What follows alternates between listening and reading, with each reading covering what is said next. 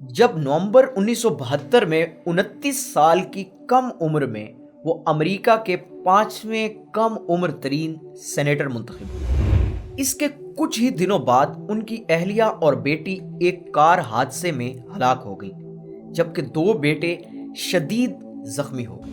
السلام علیکم، discover wisdom channel کی دی سیکرٹ آف پرسنالٹی سیریز کی قسط نمبر 4 میں بہت خوش آمدید۔ میری جوانی اور کالج کے دنوں میں مرد اور عورتیں ملک بدل رہے تھے۔ John F Kennedy, Robert Kennedy, ان کی فصاحت، یقین اور خوابوں کے ساتھ میں بھی بہتا چلا گیا۔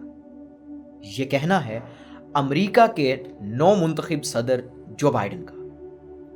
20 نومبر 1942 کو پیدا ہونے والے جو بائیڈن جو امریکہ کے 46ویں صدر منتخب ہوئے۔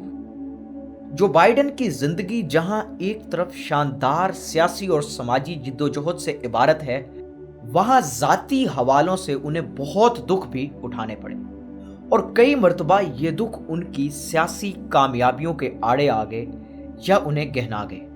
جب نومبر 1972 میں 29 سال کی کم عمر میں وہ امریکہ کے 5ویں کم عمر ترین سینیٹر منتخب ہوئے۔ اگست 1966 میں زمانہ طالب علمی میں خاتون ٹیچر نیلا ہنٹر سے شادی کی۔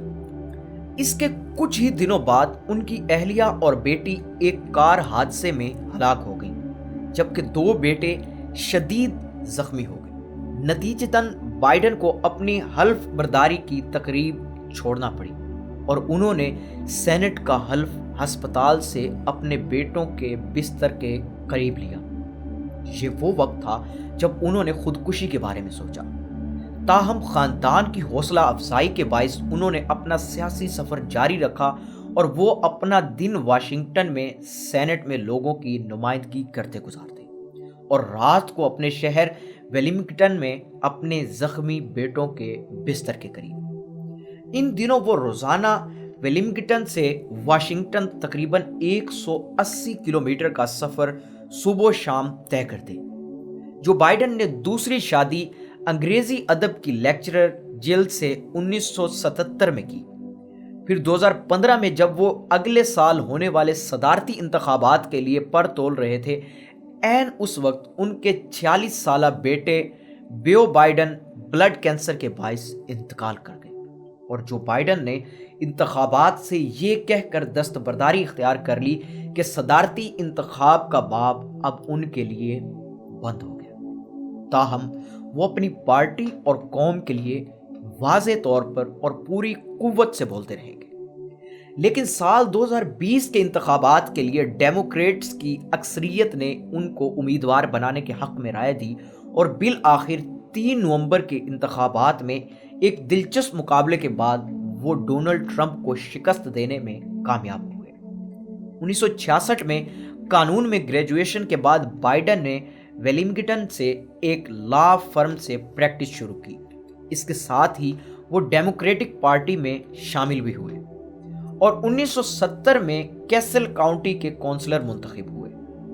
1972 میں ڈیموکریٹس نے حیران کن طور پر انہیں ریپبلکن کے معروف سینیٹر جے کیلب باکس کے مقابلے میں انتخاب لڑنے کے لیے نامزد کر دیا۔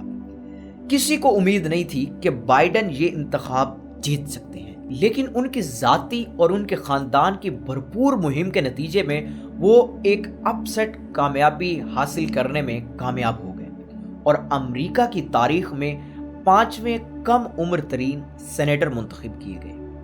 اس کے بعد سال 2009 تک وہ سینٹ کے رکن رہے۔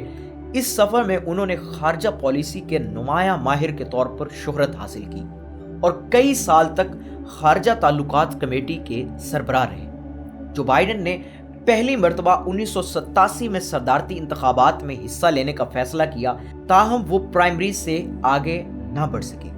صدارتی انتخاب کی پہلی کوشش میں ناکامی کے بعد 20 سال بعد بائیڈن نے 2007 میں ایک مرتبہ پھر ملک کا سربراہ بننے کے لیے انتخاب میں حصہ لینے کا فیصلہ کیا۔ تاہم وہ باراک اوباما اور ہیلری کلنٹن کی موجودگی میں حمایتیوں کو راغب کرنے میں ناکام رہے۔ لیکن ان کے لیے ایک اور سنہری دروازہ تب کھلا جب باراک اوباما نے ڈیموکریٹکس کی نامزدگی حاصل کرنے کے بعد ان کو اپنے نائب صدر کے طور پر چنا۔ 2 نومبر 2008 کو باراک اوباما اور جو بائیڈن ریپبلکن جان مکین اور سارا پالن کو ہرا کر بالترتیب صدر اور نائب صدر منتخب ہوئے۔ وہ جلد ہی صدر اوباما کے ایک ناگزیر پارٹنر بن گئے اور 2012 میں دونوں رہنما اپنے عہدوں پر دوبارہ منتخب ہو گئے۔ 12 جنوری 2017 کو صدر اوباما نے انہیں بطور نائب صدر بہترین کارکردگی کا مظاہرہ کرنے پر امریکہ کا اعلیٰ ترین سول اعزاز تمغہ برائے آزادی عطا کیا اور انہیں تاریخ کا بہترین نائب صدر قرار دیا۔ اس سے بائیڈن کے صدارتی امیدوار بننے کے امکانات مزید روشن ہو گئے۔ ہر بڑے سیاسی رہنما کی طرح جو بائیڈن بھی اپنے کیریئر کے دوران تنازعات سے دامن نہ بچا سکے۔ ان پر تقریر چرانے سے لے کر متعدد عورتوں کی جانب سے جنسی طور پر حدود سے تجاوز کرنے کے الزامات بھی لگائے گئے، تاہم انہوں نے تمام الزامات کا کامیاب دفاع کیا اور الزامات انہیں سیاسی نقصان نہ پہنچا سکے۔ بائیڈن کے بارے میں کہا جاتا ہے کہ وہ بچپن میں بولنے میں لکنت سے نجات حاصل کرنے کے لیے گھنٹوں شیشے کے سامنے کھڑے ہو کر بولتے رہتے۔ انہوں نے اسکول میں تعلیم کے ساتھ ساتھ کھڑکیاں اور باغیچے صاف کرنے کے کام بھی کیے تاکہ وہ اپنی تعلیم کے اخراجات پورے کر سکیں۔